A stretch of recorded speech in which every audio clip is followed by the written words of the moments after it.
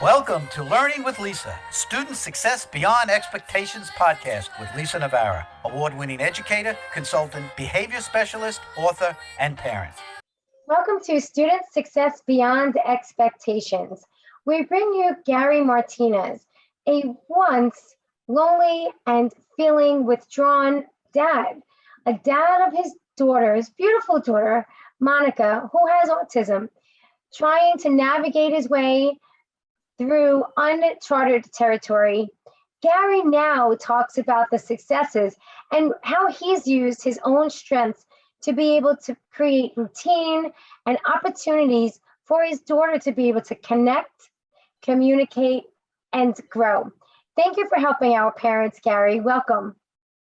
Thank you so much for having me on, Lisa. Can you tell us a little bit about where you were and what brings you here today? Sure. So, my daughter Monica was diagnosed with autism and also sensory processing disorder around 4 years old. And she started out nonverbal, so she could not talk. So she was struggling. And at that time, I didn't know what any of those conditions were. So as a parent, I felt alone and I felt like a failure.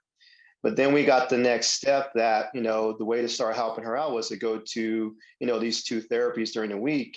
And that is what started to turn the corner for us as I started to learn what were some activities that helped Monica start to open up and see the world differently, where she can have, just more of a fluid, positive day. And then we started, and then we went to our speech therapy, where again, we got to learn. What I really liked about those two therapies was that you were allowed to go in there. So I went in there like a student, and I took notes, I asked questions, I gave myself homework. From all those things I learned, like what type of activities helped Monica just become aware of her own body and what things were helping her to start to turn the corner with speech. We practice at home. I felt that, my daughter lives with me the most, our kids. So we practice at home. And then, shortly, a few years after that, Monica started talking. And then I learned what were some of her favorite things to do. And we created a routine. And that has helped her throughout her years progress. And we've had to learn how to evolve together and be flexible and have the ultimate patience and understanding to make that all work. And you had discussed with me some of the surprising things that worked for her in terms of creating a routine at school. Can you talk to us about that? Sure. So we would go to school about 20 minutes before it started because we needed these activities and to do these other things together to help her body and brain function as friends and teammates. So when she goes into school where there's all these, different things going on, she's more prepared, relaxed, and focused. So what we would do is we'd go to the playground if it was a nice day. And her favorite thing back then and right now, still to this day, is swinging. So she would swing, and that's kind of like her warm up. It's kind of like, when you go to the gym, if you warm up first, you're more prepared. So this is what we did for school or honestly, any activity that we went to. So we would swing and she would come around and she would just start to light up like a Christmas tree with energy and all those sorts of things. But we would also, there's three systems in our body that our kids really need when they have, sensory difficulties. So the swing was the main person. But then when we used the playground and kind of create like a Disney scene from a movie that she liked, and now we would fluidly go into climbing a slide, going down a slide, or some other type of things that you had to touch and use your hands to get all the senses in her body to just be organized and ready for the day. So those are some of the things that we did. That's fantastic. And is that what you learned, like these different systems, having her use her multi-sensories really at one time to help her open up? Is that something that you learned while attending her related services and her sessions? Not only attending, but I followed a very popular occupational therapist out there. And I emailed her. I was able to talk to her. I even sent her like a 20-minute video of us at a public park doing everything I just mentioned because I wanted feedback. I wanted to know, is this really helping and where can I improve? And, short, to make this short, she said that was just, she said, basically, that's amazing how you used a movie scene or something that she likes to take her around the whole playground to get her body and brain all this information that it's craving so she can have a longer lasting, better day for herself. So I learned that, okay, I got the foundation right. And then later on, as we evolve, we just add more flavor to it. Like we would add like little school facts. We would spell while we're swinging. We were singing too, but we added like little school facts in there just Yeah. to, because she was so ready and had the energy to do anything, because I used her favorite thing first to encourage her, to give her that spark to do other life skills throughout her day. And she felt a little bit more confident, I suppose. Confident, comfortable, much happier. Yeah, happier. How did she show you that she was happy?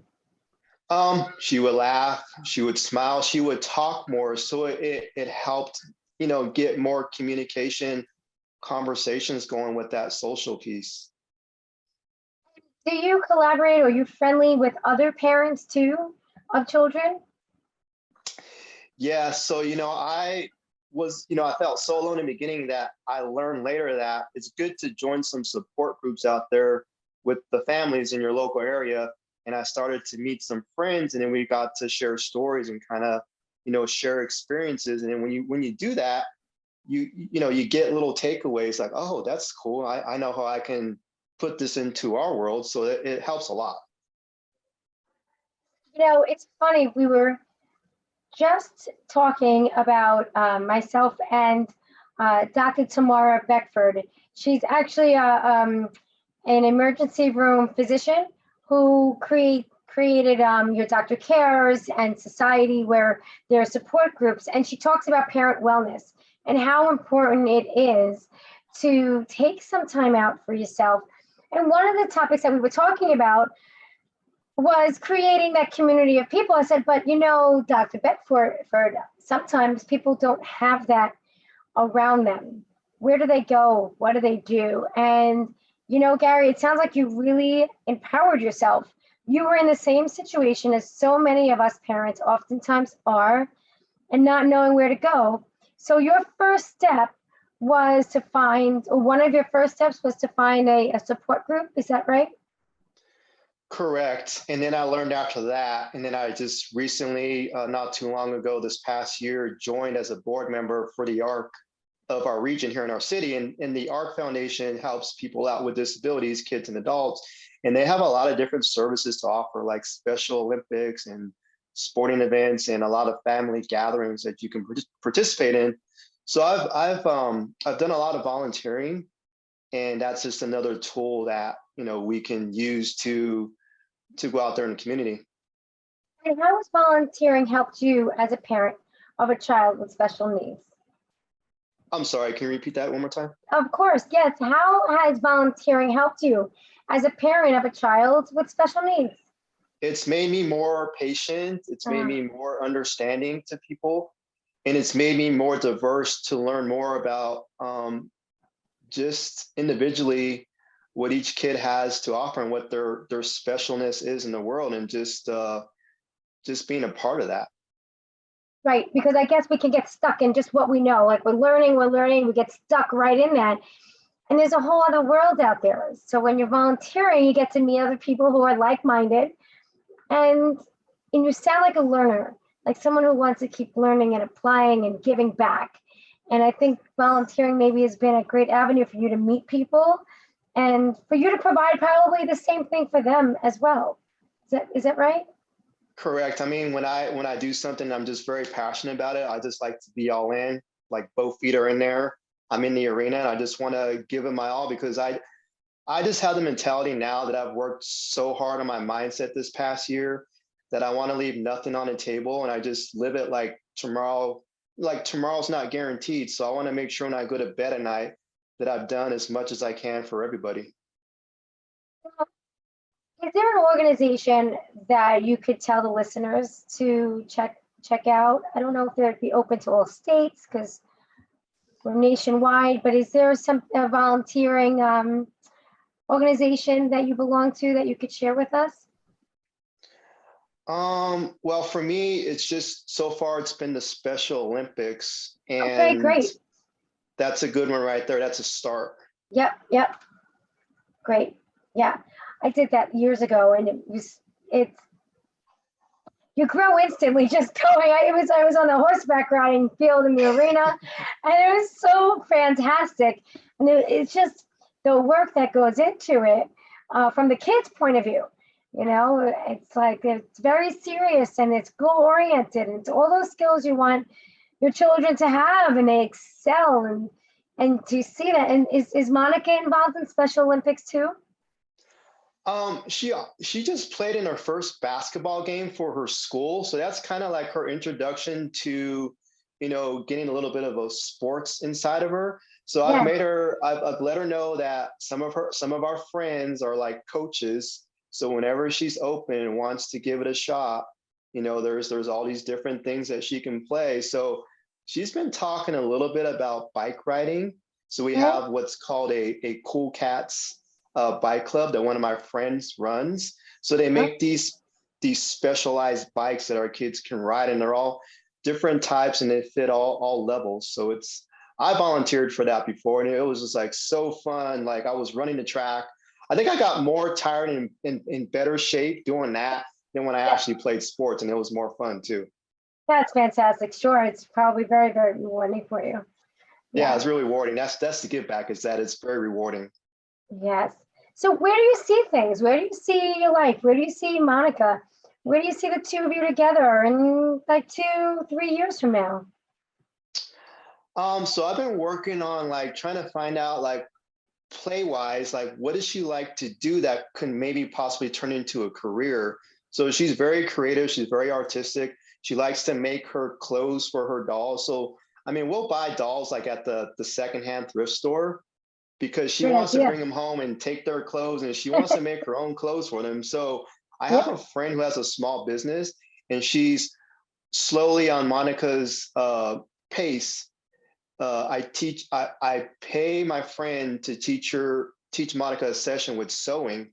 Oh, So that's like her introduction, because I got that from a parenting summit with Temple Grandin, that yeah. she said to kind of find out what are fun things for them that they want to explore, and see, if you can take a step like that to see if that's something they want to pursue later. But their mind can always change, so you got to be flexible to understand that too. And there's something else that you've done, Temple Grandin. So funny, just yesterday, somebody referenced Temple Grandin. What a great way to just go and watch the movie that she did, or do a little research on her, or attend a speaking engagement. It's wild. She's full of information, and she's so happy to share it too. So that's something else you got yourself involved in. Yeah, I mean, I highly recommend autism parents that if they want to just learn a little bit more from a lot of different people, all in one place, is to they have these autism parenting summits, I believe is what it's called, or parenting magazine. And I know it's based in the UK, but they run them pretty consistently, and they're very low cost, and you can actually not only attend the summit, I think, for free, but for a low cost, you can purchase the recordings for a lifetime. Oh, that's fantastic. Again, ways to really get out there, ways to empower yourself, ways to feel like you can have more control over what's going on around you with the information that you learn, and summits and people who are like-minded, and support groups, and volunteering for Special Olympics. What a great way to not only step out for yourself, but to make a difference for other people. And what a great way then for you to feel an integrated reward system between you and the people that you are surrounded by. It's absolutely wonderful, Gary. Um, is there, there was one other thing too that we had discussed, and it was using your strengths. Gary, tell us about how you used your strengths to understand and really incorporate some of those routines for Monica. I think it's using my creativity um, in her world of the movies and videos that she likes from these movies. Um, I had to teach myself, how can I help her going back to the beginning, how do I encourage her, influence her to want to do these activities? And then when she started to talk and like these movies and all that stuff, I had to give myself homework and like watch the clip that she likes the most. And I was like, okay, how can I make that an exercise? So she is all about, we got to fight the evil Disney characters in the movies on a daily basis. Okay. So we do a scene together, and I'm the evil person and she's fighting them, but she's honestly doing exercises the whole time. And then we also bring nutrition into that too. So like Alice in Wonderland, there's an evil character called the Queen of Hearts, and she's always talking about, oh, off with your head. So I pretend like I'm doing that, and Monica's job is to duck so that doesn't, so she doesn't get her. So when she's ducking, I taught her how to squat. So like that's one exercise that I taught her how to do. And then she used to be a very picky eater, only wanted like chicken nuggets because of the texture and all that. But I was like, how can I change that? So I went back to Alice. Alice has blonde hair. Monica loves her blonde hair. And I was like, you know what, Monica, I'm going to eat this banana that's yellow because I want her to keep that beautiful blonde hair forever. Shortly after that, she said, me too. And that was the game changer where she ate a different food. She took a bite of the banana, and now she eats all kinds of foods. Wow. For her characters. Everything has to do with the characters. But we also know how to turn that switch off and say, okay, we're going here. Now we got to focus on this, and we'll come back to that later. Right, because you want her to be flexible. Mm-hmm. And that exercising piece goes along with your physical training that you provide. Right. Right. So really, this is such a great lesson for you out there, because taking your strengths as who you are, what your own interests are, can actually be integrated into what the interests are of your child, or even the needs. Right. So Gary wanted Monica to be able to exercise and be healthy and eat new foods. And so he took one of her favorite characters and off with your head. And then, before you know it, they have a skit going on that is incorporating some physical movement and activities that's then dovetailing into nutrition. So I guess if you're laying down at night, you're relaxing, you can take your creative part too, see what your strengths are, see what your child's interests are, and see how you can inspire some change, inspire that way of connecting that your child needs you to, so that way they take that next step and that door opens. So it goes from one yellow banana to lots of fruits. That's a great, great lesson in that. If you would leave us with one more thing for our listeners, what would you say to parents who are not quite sure how to navigate being a parent under these conditions? Just, don't beat yourself up, don't self-sabotage yourself. You got to celebrate the small wins that you do with your child. Like if you got them to do one activity today, but maybe you had 5 on your list, give yourself credit for that. Show yourself some love physically, pat yourself on the back, give yourself a hug, dance to a favorite song, and celebrate you too, because it all starts with you first and your energy before you can share all that with your kids. So, take care of you first. That way you're more into the moment with your child. So I would say just make sure that you celebrate yourself every day. Even those small wins, those go a long way. It builds that momentum of the life that you're creating with your kids. So just don't have I don't give up mentality. And you're going to have hard days. That's life, but don't give up. Fantastic. It doesn't get any more positive and concrete, because we provided you with key takeaways, strategies, and organizations for you to be able to feel empowered and so you can connect with your child. Gary, thank you so much for joining us today. Thank you so much for having me on again. Thank you for listening to the Student Success Beyond Expectations podcast, where school leaders, educators, and parents meet on behalf of children who struggle with learning.